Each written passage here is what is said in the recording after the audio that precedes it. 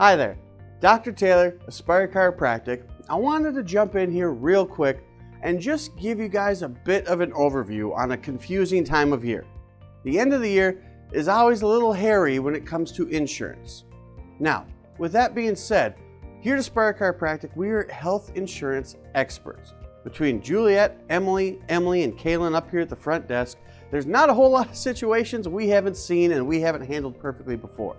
But what I want to do is give you guys just an overview of what the end of the year looks like. Now, with that being said, nothing new is happening. I know it sounds like, oh, is something crazy gonna happen? No, nothing new is happening. This just goes on every single year. And if you haven't kind of been down in the trenches like we are, then this might be kind of a weird or confusing situation for you. So I just want to give you an overview just to let you know what to expect and what it looks like going forward as we cross over into a new year. So, generally speaking, a large majority of our patients here have just regular old health insurance, and they have a deductible that they have to meet every year. Now, this deductible is different from insurance carrier to insurance carrier. It's different from job to job. It's even different from job to job within the same company. So what we're going to do here is we're going to use $1,000 as the example for the deductible. Okay, now what is the deductible? It is an amount that you have to pay out of pocket, your own pocket, every year before your insurance will help. So in this example, you pay $1,000 out of pocket.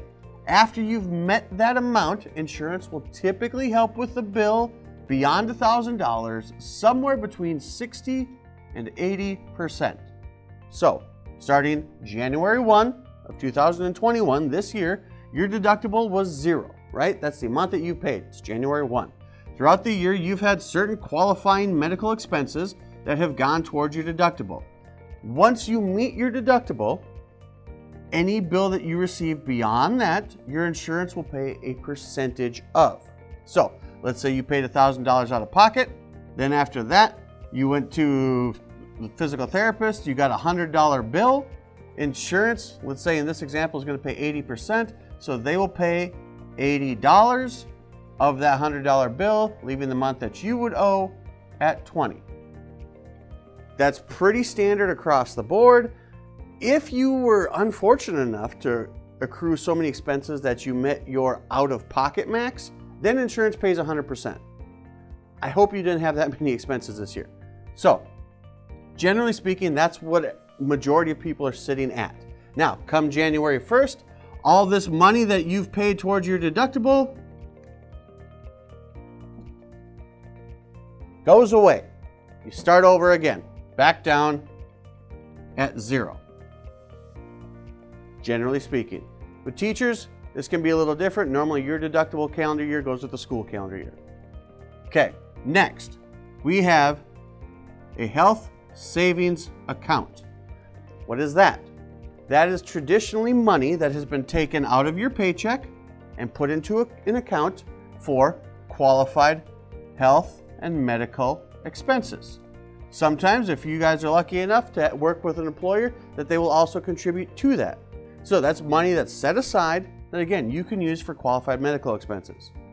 Then we have the future spending account. Very similar.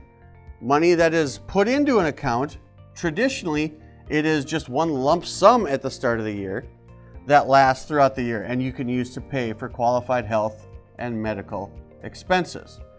So, a little bit of a difference. HSA is something that's kind of added to with each pay period. Future spending account is something that on January 1 is just a lump sum dropped in. Again, this is traditionally, these can be a little different depending on how they're set up. Either way, as the year goes on and you have certain qualifying health and medical expenses, the amount in that account will decrease. And then you have another bill and another bill. So what happens as money is either initially put in or added to, you take it out throughout the year to pay for qualified expenses. Then January 1, all that goes away, goes back down to $0. Okay, so FSA, if you have any money left in there, boom, it all goes away and you start back with whatever that amount was. So you lose that money that's sitting there. HSA, same kind of thing can happen. You've been saving all year long for qualified medical expenses, and then January 1, boom, goes down to zero, and you start all over again. So with these, January 1st, if there's money sitting in there, it goes away. However, if you want, you can use $2,021, like dollars from this year, to pay for future care into 2022. Lastly, we've got HRA. What is that? Health Reimbursement Account. That is money that you pay to a provider, a chiropractor, a medical doctor, a physical therapist, a dentist. We give you a bill, and then you submit that back to your insurance company, and then they'll pay you. So that's basically just sorry, but you're the middleman. But a middleman who gets their money refunded to them. So there's that. There's just more steps for you. So generally speaking, January 1, your deductible goes back down to zero. My insurance covers chiropractic. Yeah, they do, but you also have a deductible you have to pay out of pocket first.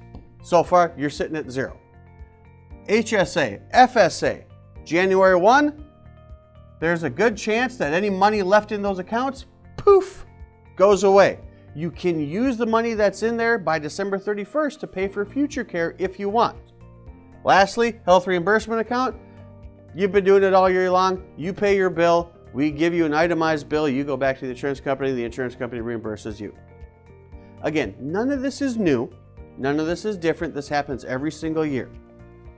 But it always gets a little confusing if you've never dealt with it before. Luckily for you, like I told you at the beginning, here at Aspire Chiropractic, we're healthcare experts. Juliet's been doing this stuff for years, and she's passed her knowledge on to Emily and Kaylin. There's not a whole lot of scenarios that we haven't seen before. So if you have any questions, by all means, give us a buzz, stop in, pull one of us aside. We'll be happy to answer anything for you. Now remember, here at Aspire Chiropractic, we're ready to help you when you're ready to be your best. Naturally.